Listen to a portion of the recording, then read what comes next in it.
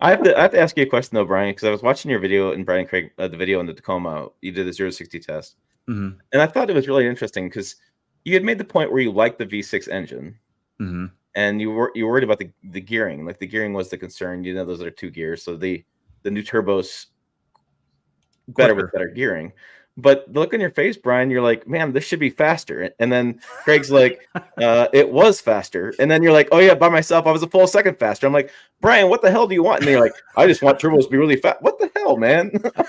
Oh man, you want a rocket ship? Oh, thank you, Tim. Like, this is great. Thank you. You know, I'm like, were you in eco mode doing the 0 to 60? I'm trying to figure this stuff out.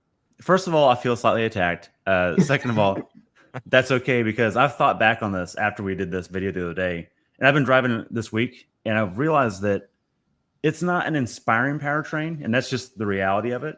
Mm-hmm. But it is objectively better. It is just a better package, and it's the 8-speed gearing, but it's also the mid-range and down low is where the turbo shines, like all small displacement turbos do.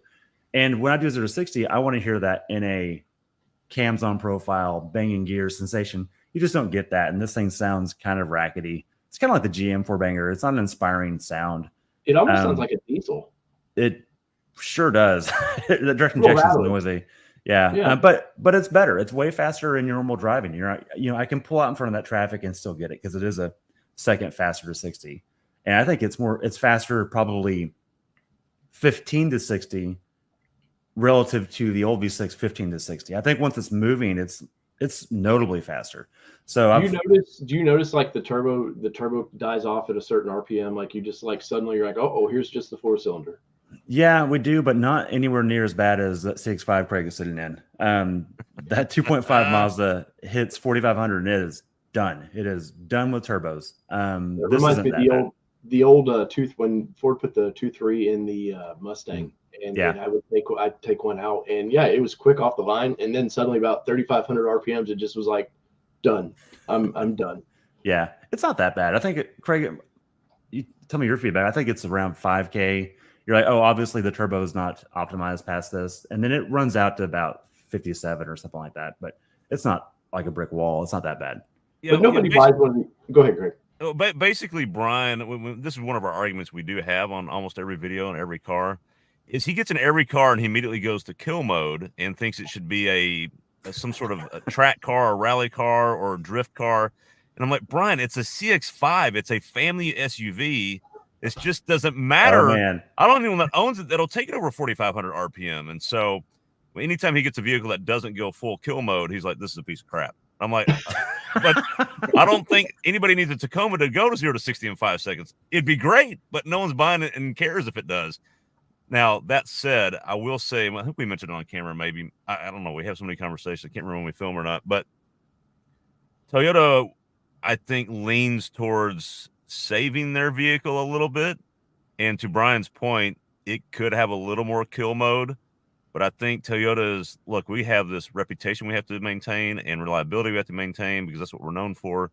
So I don't want to call it detuned, but I think that's kind of what's going on a little bit. It's saving itself a little more than we would prefer because we'll drive other products from GM or Ford or someone else, and it seems like they're letting it go on boil a little longer, and that's what we're missing. I think that's what I was surprised at the low horsepower numbers when they launched this vehicle. The version y'all have, what is it, 270 somewhere in there? 278.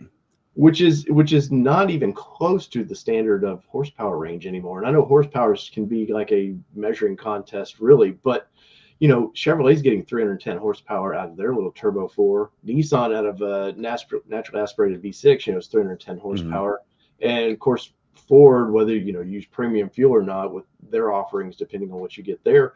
But I was amazed that they did not come a little closer to that 300 mark. And obviously, when you get the hybrid, we know what that's 330 something there, which is a drastic difference. But you would have thought, maybe you're right, maybe they are saving this for just reliability. It feels to me, and back to Tim's initial question, that was really what I was referring to. It did not feel optimized. If you drive, I'm thinking of like the Veloster we have, the Veloster N. That thing is doing the best it can with that displacement and that level of boost. The Toyota feels like it is capable of more, and it's holding back the whole time. And that's probably because it is, and it will last forever. They do have that to handle. And I'm not writing that off. And it is a better truck tool. So my main comment is when we're ripping it, I feel like it's pulling timing instead of advancing timing and maximizing horsepower to red line. I would love to see a tune on this. It is begging for a tune, and it'll probably be a ripper. Well, that's Toyotas are one of those. I know Nissan tuning's pretty available. Ford's pretty available. I never hear much of Toyota. I haven't heard that one either. Yeah, you don't really hear much about that. I've spoken to there's 2 tuners out there for Toyota, and they haven't even purchased their test mule yet. And they flat out told me December at the soonest for a tune. Yeah. So that's where it's at. They do some NA tuning for the V6. You can only get so much out of an NA setup. We all know that. So I think this is going to have a lot on the table. I hope at least. You look at the Ford stuff. 400 wheel torque happens all the time out of a 2.3. This should be pretty close to that with a good tune. The other thing that's really interesting, I think, with the brands is the owners have such a different expectation of what they want out of them. So a Ford or a GM owner, they're really more in a hot rod mindset. They're not thinking about long-term reliability. They just want it to go, and they're not afraid to do things with the vehicle. Whereas a Toyota person's like, man, I want this thing. I want to pass this to my great-great-grandkid. Yeah, and so there's a little bit different mindset. I want to save this thing. Perfect example of that is we posted this video in the forums, in the mud forums, and I hate mud.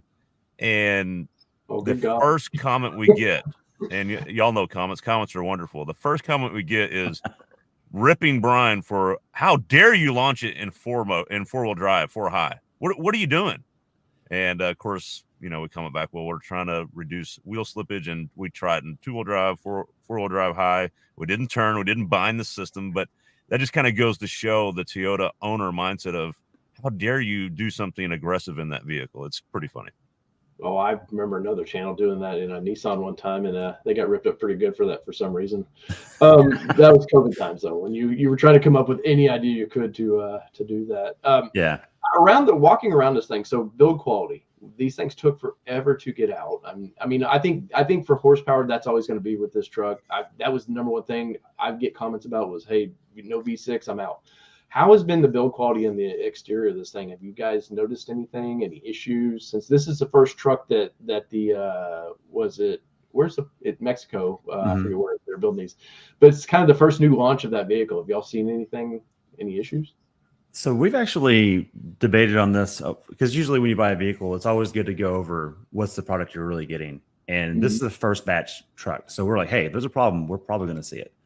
And I can confirm we have 1 rattle in the tailgate, which is probably a 10-cent repair. And then the Bluetooth doesn't want to ever really work, which is probably going to get an update, and that'll be the end of that. Craig, I don't know about you, but I found remote start on the app just flat out doesn't work half the time. And other than that, that's kind of it. It's like shockingly well put together. Oh, no, actually, Craig, the rear bumper, we haven't talked about this yet. I watched the truck yesterday. The rear corners of the rear bumper are really flexible. I don't know if that's a bad thing or a good thing. It's just a notation. The gap is big, panel gap, and then it like moves a bunch. But I don't know that that's a problem. That's just probably how it was intended to be.